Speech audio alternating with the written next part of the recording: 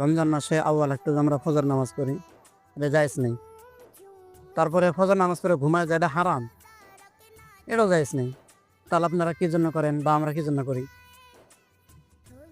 তো এর উত্তর যদি জানবার নিকে চান, হয়তো গালি দিবারও মন গেতেছে আপনার, ভিডিওটা শেষ পর্যন্ত দেখালেন।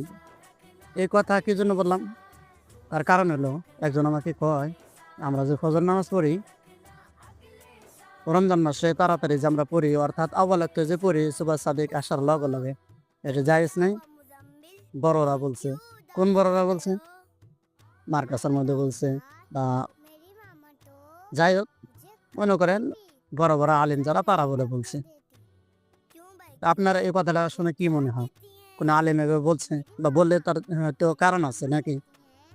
আবার বলছে যে ফজর নামাজ পড়ে ঘুমানি হারাম। আমার জানা মতো বা হাদিসের মধ্যে যতটুকু পাই বা ফতোয়া অনুযায়ী, এটা তো মাকরুহ। মাকরুহ আর হারামের মধ্যে নিশ্চয় পার্থক্য আছে। আর যদি একই হয় তাহলে আমাকে আপনারা কমেন্ট করে জানাবেন। আর এই কথাগুলা বিস্তারিতভাবে কমেন্টের মধ্যে দেওয়া আছে।